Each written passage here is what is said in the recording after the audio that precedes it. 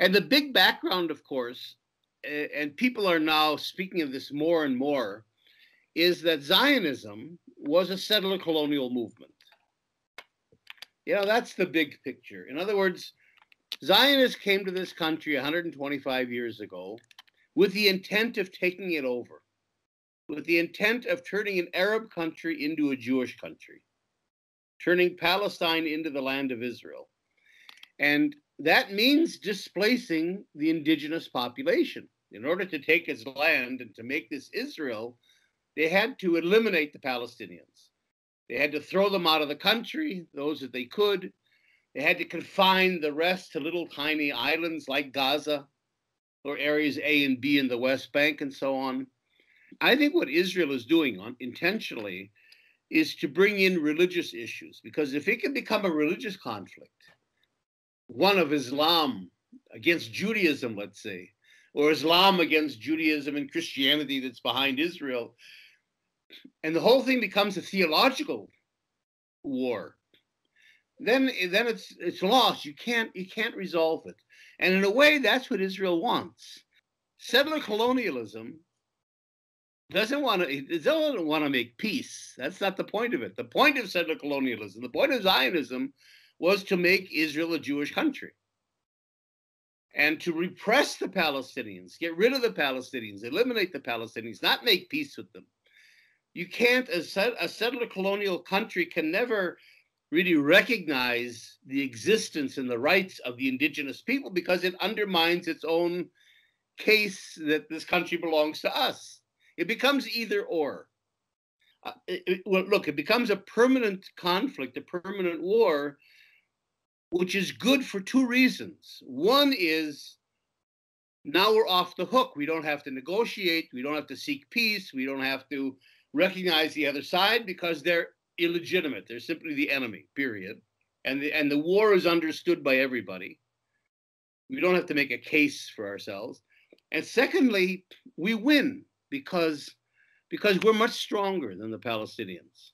So I think that's what's behind the Al-Aqsa thing. I think that there's a way to manipulate religion in a way that it simply creates a kind of a permanent conflict that actually Israel wants, because it's the only way it can continue to repress the Palestinians and keep international support.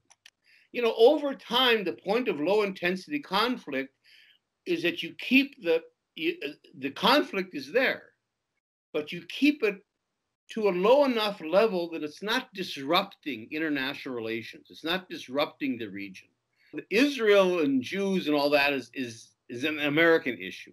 So if you're a congressman running for Congress in New Jersey, you've got to be pretty pro-Israel, unless you're from a district like Detroit, maybe, that has a lot of Arabs.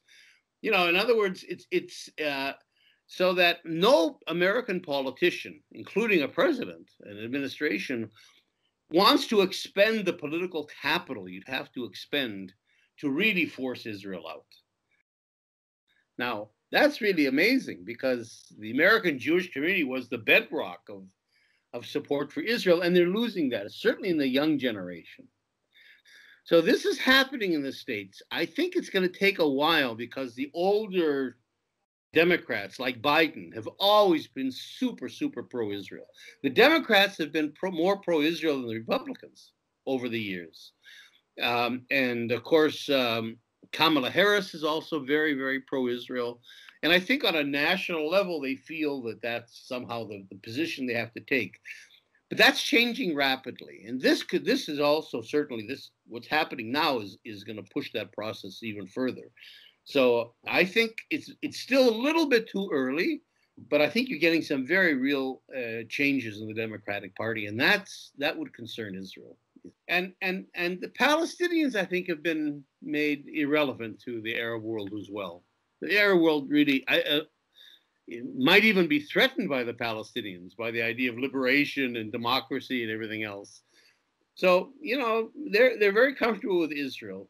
Right now, given the actual realities that Israel exists, there really isn't any way out of this, because